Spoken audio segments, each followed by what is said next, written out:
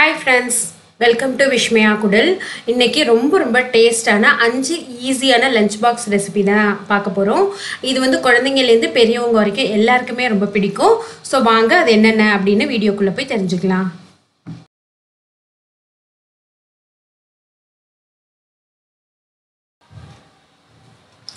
நம்ம இன்னைக்கு ஃபர்ஸ்ட் பார்க்க போறது வந்து உருளைக்கிழங்கு சாதம். இது வந்து டிஃபரெண்டா இருக்கும், ரொம்ப டேஸ்ட் நல்லா இருக்கும்.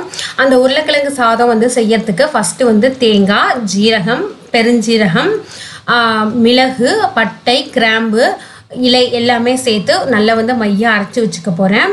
இதை வந்து நம்ம கறிக்குழம்புக்கு தான் இந்த மாதிரி அரைச்சி ஊற்றுவோம். ஸோ இதுக்கு வந்து நம்ம இந்த உருளைக்கிழங்கு சாதத்துக்கு வந்து நம்ம சேர்க்குறப்ப அந்த கறிக்குழம்பு வாசத்தோடு சேர்த்து ஒரு பிரியாணி வாசமும் கலந்து ரொம்ப இந்த உருளைக்கிழங்கு சாதம் வந்து டேஸ்ட் நல்லா இருக்குங்க. இதை வந்து நல்லா அரைச்சி வச்சுக்கலாம்.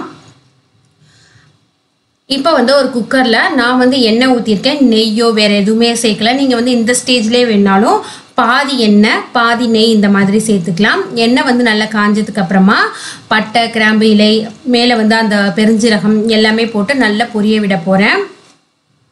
அது பொரிஞ்சதுக்கு அப்புறமா நீல வாக்கில் கட் பண்ணி வச்சுருக்கிற வெங்காயம் அதையும் போட்டுறேன். போட்டு மேலேயே கொஞ்சோண்டு வந்து கருவேப்பிலை, அதுக்கப்புறமா மஞ்சத்தூள் போட்டு நல்லா வந்து இதை வதக்கிக்க போகிறேன். நல்லா கண்ணாடி மாதிரி ஆகிற வரைக்கும் இதை நல்லா வதக்கிக்க போகிறேன். வெங்காயம் வதங்கினதுக்கு அப்புறமா இஞ்சி பூண்டை வந்து நான் அரைச்சி வச்சுக்கலங்க, தட்டி வச்சுருக்கேன். ஸோ அதையும் வந்து இதில் சேர்த்துட்டு நல்லா பச்சை வாசம் போகிற அளவுக்கு நம்ம வந்து வதக்க போகிறோம். எல்லாமே நல்லா வதங்கினதுக்கு அப்புறமா நீங்கள் ஒரு வெங்காயம் எடுத்துருந்தீங்கன்னா ஒரு தக்காளி, 2 வெங்காயம் எடுத்துருந்தீங்கன்னா 2 தக்காளி, அந்த அளவில் வந்து தக்காளியும் சேர்த்து நல்லா வதக்கிக்கோங்க. இப்போ வந்து நம்ம உருளைக்கிழங்கை வந்து மேலே சேர்த்துருக்கோம். உருளைக்கிழங்கை வந்து வேக வைக்க வேண்டாம், ஜஸ்ட் அதோட ஸ்கின்னை மட்டும் பீல் பண்ணி வச்சுக்கிட்டா போதும். இப்போ தேவையான அளவுக்கு உப்பு சேர்த்து நல்லா வந்து நான் வதக்கிக்கிறேன். மேலே வந்து ஒரு 2 டீஸ்பூன் அளவுக்கு பிரியாணி மசாலா வந்து சேர்த்துக்கிறேன். குழந்தைங்களுக்கு தான் நீங்கள் கொடுக்க போகிறீங்க அப்படின்னா எக்ஸ்ட்ராவாக நீங்கள் மிளகாய் தூள்லாம் வந்து சேர்க்க வேண்டாம். ஏன்னா நம்ம மிளகை வேறு ஆல்ரெடி அரைச்சி வச்சுருக்கோம். ஸோ அதனால் குழந்தைங்க காரமாக இருந்தால் சாப்பிட மாட்டாங்க இல்லையா. ஸோ அதனால் மிளகாய் தூள் வந்து சேர்க்காம பிரியாணி மசாலா மட்டும் சேர்த்து நல்லா வந்து இதை வதக்கிக்க போகிறோங்க. எல்லாத்தோட பச்சை வாசம் போனதுக்கு அப்புறமா நான் வந்து 1க்கு 2 அப்படின்னு சொல்லி தண்ணி வந்து ஊற்றிக்க போகிறேன். நான் வந்து இன்றைக்கி பாஸ்மதி அரிசியில் செய்யலை, நார்மல் அரிசியில் தான் செய்யறதுனால 1க்கு 2 அளவுக்கு தண்ணி ஊற்றி நல்லா வந்து இதை கொதி வரப்போகுது. கொதி வந்ததுக்கு அப்புறமா தான் நான் வந்து அரிசியை வந்து சேர்க்க போகிறேன். நீங்கள் நார்மல் அரிசியில் வந்து செஞ்சாலுமே அதை வந்து ஒரு 10-15 நிமிஷம் ஊற வச்சுட்டு அதுக்கப்புறமா சேருங்க. ஸோ கொஞ்சம் அந்த சாதம் வந்து நல்லா நீட்டாக நல்லாயிருக்கும்.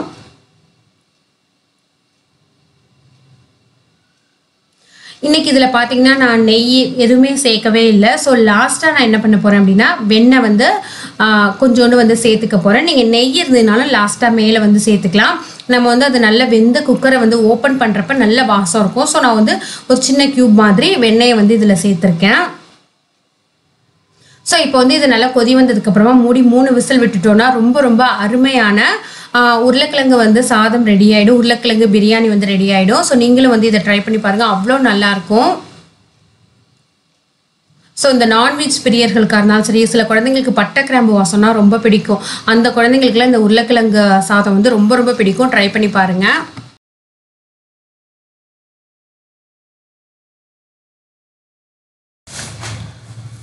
செகண்ட் வந்து நம்ம பார்க்க போகிறது பன்னீர் ஃப்ரைட் ரைஸ். அதுக்காக பாஸ்மதி அரிசியை ஒரு 10-15 நிமிஷம் வந்து ஊற வச்சுருக்கேன். பக்கத்துலேயே வந்து ஒரு பேன் வச்சு கொஞ்சம் ஒரு 2 டேபிள் ஸ்பூன் அளவுக்கு எண்ணெய் ஊற்றி பன்னீர் இந்த மாதிரி சின்ன க்யூப்ஸாக வந்து கட் பண்ணி வச்சுருக்கேன். அதை வந்து நல்லா வறுத்துக்க போகிறேன். இந்த மெத்தடில் செய்கிறப்ப ரொம்ப டேஸ்ட் நல்லா இருக்குங்க. ஸோ எண்ணெய் ஊற்றிட்டு அதிலே வந்து கொஞ்சோண்டு மிளகாய்த்தூள் 1 டீஸ்பூன் அளவுக்குன்னு வச்சுக்கோங்களேன். 1 டீஸ்பூன் அளவுக்கு மிளகாய்த்தூள், 1 டீஸ்பூன் அளவுக்கு மிளகுத்தூள், 1 டீஸ்பூன் அளவுக்கு உப்பு எல்லாமே சேர்த்துட்டு அதில் வந்து நான் பன்னீரை சேர்த்து நல்லா ஃப்ளேமை வந்து ஸ்லோவாக வச்சு நல்லா வறுத்துக்க போகிறேன். இந்த மாதிரி நம்ம செய்கிறப்ப நம்ம சாதத்தை சாப்பிட்றப்ப சாதம் வந்து நல்லா டேஸ்ட்டாக இருக்கும்.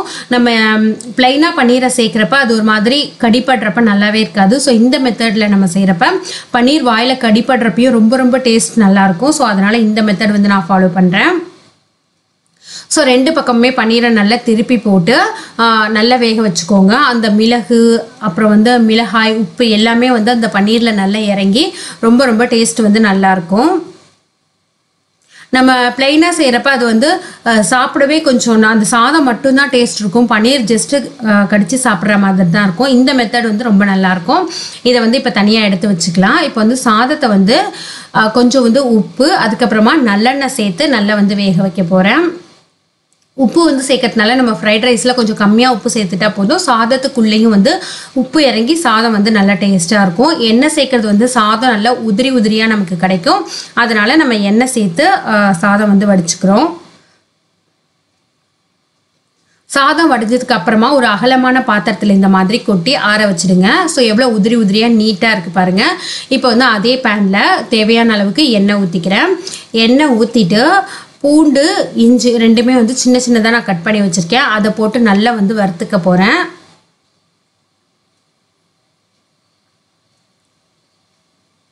பூண்டு, இஞ்சி ரெண்டும் வந்து நல்லா வதங்கினதுக்கு அப்புறமா மேலேயே வந்து சின்ன சின்னதாக கட் பண்ண பச்சை மிளகாய் வந்து சேர்த்துக்கிறேன். உங்கள் குழந்தைங்க வந்து காரம் சாப்பிட மாட்டாங்க அப்படின்னா நீங்கள் வந்து அந்த குடமிளகாய் வந்து அதிகமாக போட்டுக்கலாம். ஸோ பச்சை மிளகாயை போட்டு அதையும் நல்லா வந்து நான் வதக்கிக்கிறேன். இப்போ வந்து இது ரெண்டுமே வதங்கினதுக்கு அப்புறமா நம்ம சேர்க்க வேண்டிய காய் எல்லாமே சேர்த்துடலாம். நான் வந்து பீன்ஸ் எடுத்துக்கிறேன், கொஞ்சோண்டு வந்து கேரட், அதுக்கப்புறமா வந்து கேப்சிகம், குடமிளகாய் அது வந்து எடுத்துக்கிறேன். நீங்கள் எல்லோ அந்த மாதிரி நிறையா கலர்ஸில் கிடைக்கிது, எது வேணாலும் சேர்த்துக்கோங்க. மேலேயே வந்து கொஞ்சோண்டு பட்டாணியும் சேர்த்துட்டு 1 டேபிள் ஸ்பூன் அளவுக்கு சோயா சாஸ், 1 டேபிள் ஸ்பூன் அளவுக்கு red chilli sauce, 1 table spoon அளவுக்கு டொமேட்டோ கெச்சப் எல்லாமே வந்து சேர்த்துக்கிறேன்.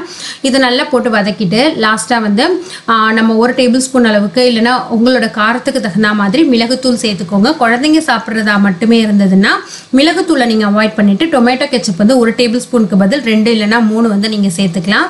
ஸோ எல்லாத்தையும் வந்து நல்லா இப்போ வந்து நம்ம வதக்கிடுறோம். வதக்கி முடிச்சதுக்கு அப்புறமா நம்ம வந்து உதிரி உதிரியாக எடுத்து வச்சுருக்கோம்ல சாதம், அதையும் சேர்த்து இதில் மிக்ஸ் பண்ணிவிட்டு லாஸ்ட்டாக வந்து பன்னீர் சேர்த்து ஒரு மிக்ஸ் பண்ணிட்டோம் அப்படின்னா சூப்பரான பன்னீர் ஃப்ரைட் ரைஸ் வந்து ரெடி ஆகிடும். நீங்கள் வந்து ஒரு 1 ஹவருக்கு முன்னாடியே வந்து இதை செஞ்சு ஹாட் பாக்ஸில் போட்டு வச்சுட்டு அதுக்கப்புறமா சாப்பிட்டீங்கன்னா கூட ரொம்ப ரொம்ப டேஸ்ட் நல்லா இருக்குங்க. ஸோ இப்போ வந்து இதை நல்லா மிக்ஸ் பண்ணியாச்சு. இது மேலேயே வந்து நான் நம்ம நல்லா வறுத்து வச்சுருக்கோம்ல அந்த பன்னீரையும் வந்து சேர்த்துட்டேன்னா ரொம்ப ரொம்ப அருமையாக இருக்கும். இதை நீங்கள் வந்து ட்ரை பண்ணி பாருங்கள். குழந்தைங்க வந்து மிச்சம் வைக்காமல் சாப்பிட்டுட்டு வருவாங்க. ஸோ சூப்பரான பன்னீர் ஃப்ரைட் ரைஸ் வந்து ரெடி ஆகிடுச்சு. இதுக்கு ரைத்தாவை விட கிரேவி வந்து ரொம்பவே நல்லாயிருக்கும்.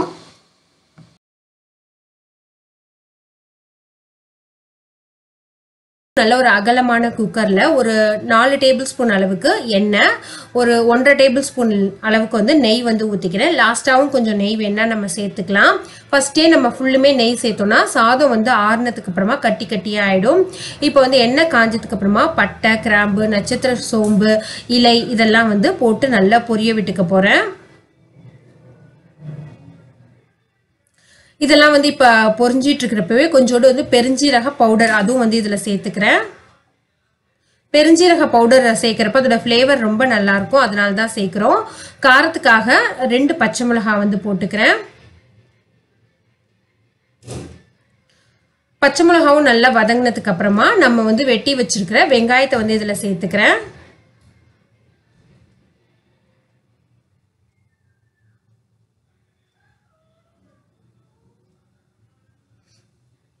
நல்ல வெங்காயம் வந்து டிரான்ஸ்பரண்டா கண்ணாடி மாதிரி ஆகுற வரைக்கும் நல்லா வதக்கிக்கணும்.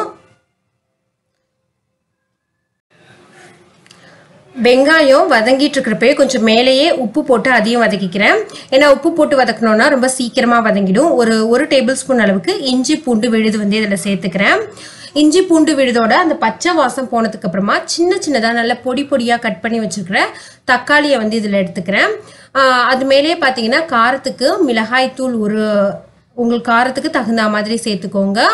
மல்லித்தூள் நீங்கள் வந்து 1 ஸ்பூன் வந்து மிளகாய் தூள் போட்டிங்கன்னா ஒரு 1/2 ஸ்பூன் வந்து மல்லித்தூள் போட்டுக்கோங்க.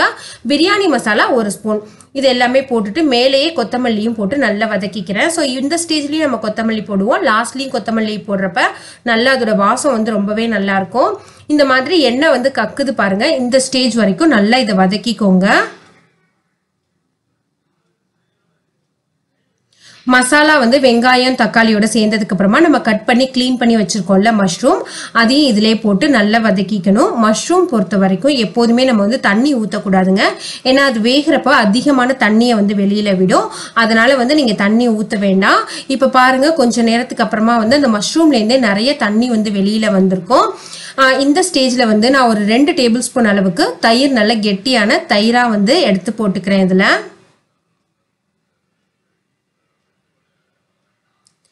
தயிர் வந்து அந்த மஷ்ரூம்குள்ளே இறங்குறப்ப அது ரொம்ப டேஸ்ட் நல்லா இருக்கும். நம்ம பிரியாணியாக சாப்பிட்றப்ப இந்த மஷ்ரூம் பிரியாணி வந்து ஆறுனதுக்கு அப்புறமா நம்ம சாப்பிட்டா கூட ரொம்ப டேஸ்ட் நல்லா இருக்கும்.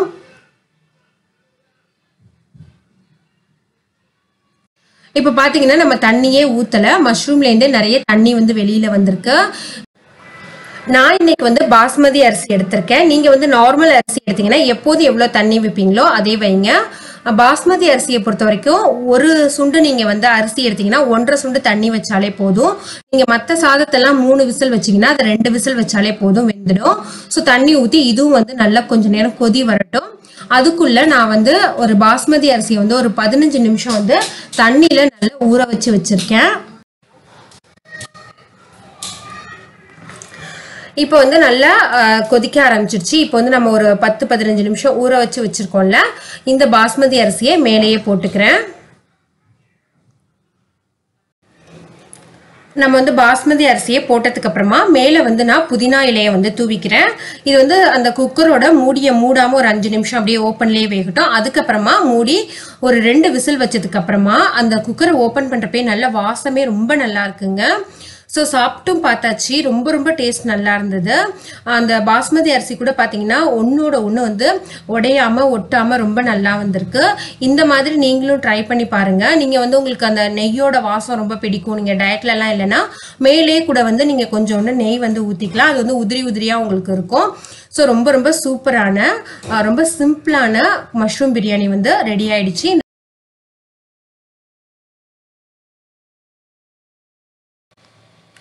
ஃபர்ஸ்ட் நான் இஞ்சி பூண்டு பெருஞ்சீரகம் ஜீரகம் பட்டை கிராம்பு இலை இதெல்லாம் வந்து நல்லா அரைச்சி எடுத்துக்க போகிறேன். இந்த பிரியாணிக்கு இதுதான் ரொம்ப முக்கியம்.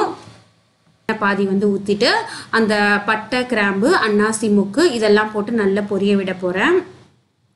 ஒரே ஒரு பச்சை மிளகாவும் போட்டுக்கோங்க. இது என்ன பிரியாணி அப்படின்னு பார்த்தீங்கன்னா சன்னா பிரியாணி.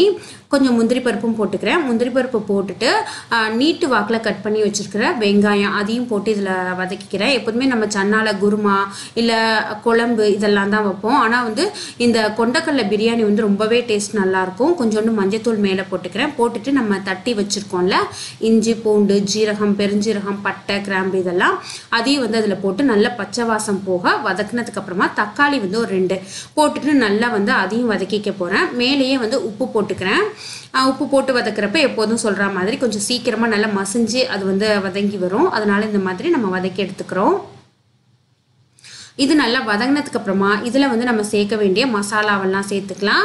நான் வந்து இன்றைக்கி பாப்பாவுக்கும் இது கொடுக்க போகிறேன். அதனால் ரொம்ப மிளகாய்த்தூள் வந்து கம்மியாக எடுத்திருக்கேன். 1/2 டீஸ்பூன் வந்து மிளகாய்த்தூள், 1/2 டீஸ்பூன் வந்து பிரியாணி பவுடர், 1 டீஸ்பூன் வந்து தனியா பவுடர் இதெல்லாம் வந்து சேர்த்துட்ருக்கேன். அதை நல்லா வதக்குனதுக்கப்புறமா கொண்டக்கடலை நல்லா வந்து சாஃப்டாக வெந்திருக்கணுங்க. அதுக்குன்னு ரொம்ப குழையிற மாதிரி வேகக்கூடாது. ஏன்னா நம்ம பிரியாணியும் விசில் வைப்போம் இல்லையா அரிசியோடு சேர்த்து. அதனால் நான் இப்போ காமிச்சா மாதிரி அமுங்குற மாதிரி வேக வச்சு அதையும் எடுத்துக்கோங்க. எடுத்துட்டு இந்த மசாலாவோட போட்டு நல்லா பெரட்டி விடுங்க. இதோட ஜூஸ் எல்லாமே இந்த கொண்டக்கடலையோட சேரும்.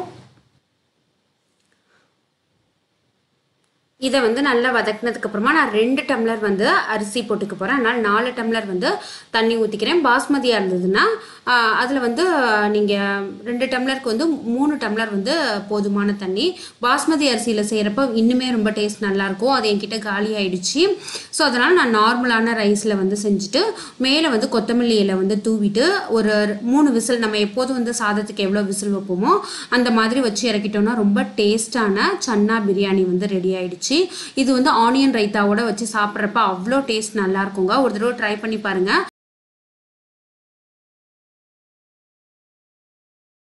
சாதம் இன்றைக்கி வந்து நான் பாஸ்மதி அரிசியில் தான் செய்ய போகிறேன். அதனால் அரிசியை வந்து ஒரு 10-15 நிமிஷம் ஊற வச்சோன்னா நல்லாயிருக்கும். இப்போ வந்து குக்கரை வச்சுட்டு அதில் வந்து கொஞ்சோண்டு ஒரு டேபிள் ஸ்பூன் அளவுக்கு நெய் போட்டுக்க போகிறேன். ஒரு 2 டேபிள் ஸ்பூன் அளவுக்கு எண்ணெய் ஊற்றிக்க போகிறேன். ஸோ ஃபுல்லுமே நம்ம நெய்யில் செஞ்சிட்டோன்னா ஆறுனதுக்கப்புறம் ஒரு மாதிரி கட்டி கட்டியாக ஆகிடும். அதனால் இந்த மாதிரி செய்ய போகிறேன். இப்போ வந்து இந்த எண்ணெய் நல்லா காஞ்சதுக்கப்புறமா அதில் வந்து பட்டை, கிராம்பு, அந்த அன்னாசி மொக்கு இதெல்லாம் போட்டு நல்லா பொரிய விட போகிறேன்.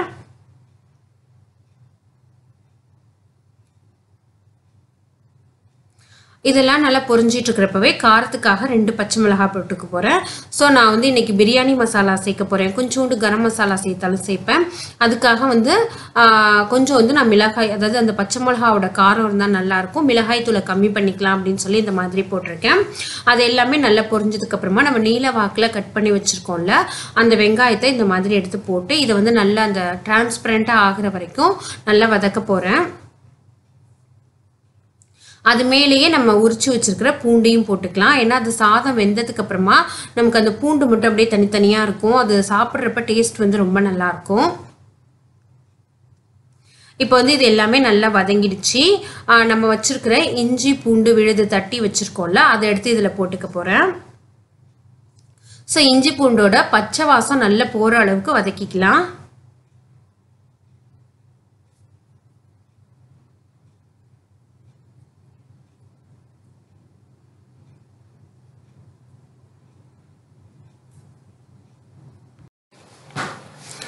மேலே வந்து நான் கொஞ்சம் மஞ்சத்தூள் போட்டுட்டேன். அதோட பச்சை வாசம் எல்லாமே போனதுக்கப்புறமா நீல வாக்கில் கட் பண்ணி வச்சுருக்கிற தக்காளியை போட்டிருக்கேன். தக்காளி நல்லா வதங்கிறதுக்காக கொஞ்சோண்டு உப்பும் போட்டுட்டேன்.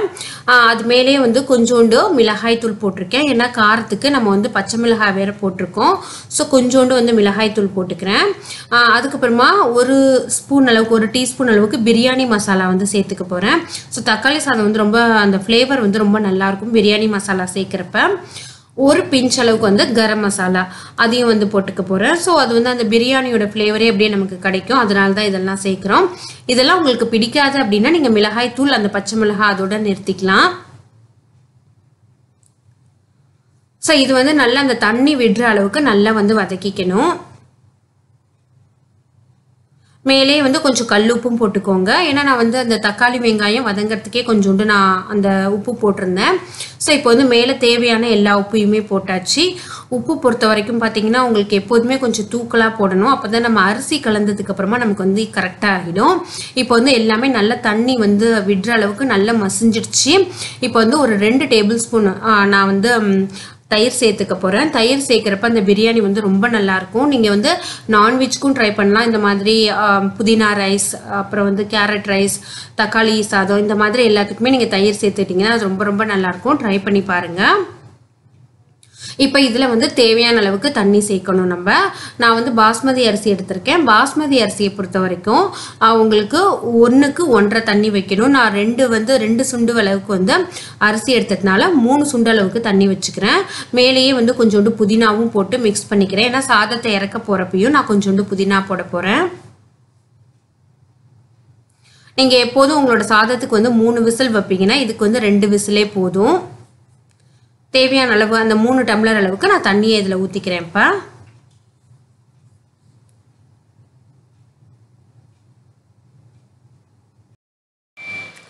ஸோ ரொம்ப டேஸ்டான தக்காளி சாதமும் வந்து ரெடி ஆகிடுச்சு. இந்த 5 லஞ்ச் பாக்ஸ் ரெசிபியுமே வந்து உங்களுக்கு ரொம்ப பிடிச்சிருக்குன்னு நினைக்கிறேன்.